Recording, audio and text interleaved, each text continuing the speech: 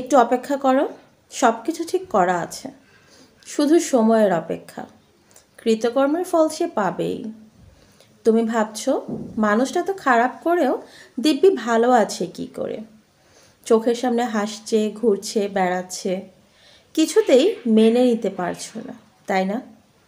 আসলে এটাই স্বাভাবিক। তোমার ঘড়ি ব্যস্ত হলেও ঈশ্বরের ঘড়ি কিন্তু শেষ কথা বলে। সময়ের আগেও কিছু হয় না, সময়ের পরেও হয় না, নির্দিষ্ট সময়েই হয়।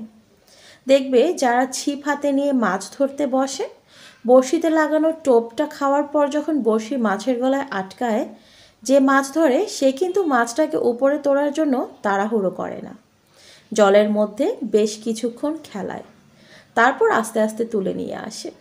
ধৈর্য ধরতে হয়।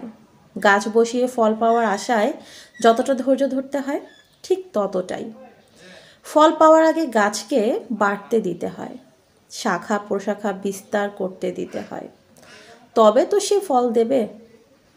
ঈশ্বর আমাদের প্রত্যেকের জন্য কৃতকর্মের একটা গাছ বসিয়েছেন। সময় হলেই সবাই ফল পাবে। গাছটার অতিরিক্ত বাড়ন্ত দেখে অস্থির হতে নেই। জানোই তো, যে সয় সে রয়। ঈশ্বরের হিসেব ভুল হয় না। তিনি ছাড় দেন, কিন্তু ছেড়ে দেন না। জীবনে থাকতে গেলে বাঁচতে হয়, আর বাঁচতে হলে ধৈর্য ধরতে হয়। ঈশ্বরের ধৈর্যের পরীক্ষায় উত্তীর্ণ হতে পারলেই জানবে তুমি জিতে গেলে। সবুরের ফল সবসময়ই মিষ্টান্ন হয়, তাই অপেক্ষা করো ভালো কিছু পাওয়ার জন্য। কলমে সরজিৎ ঘোষ, কণ্ঠে সাদিয়া নাসরিন।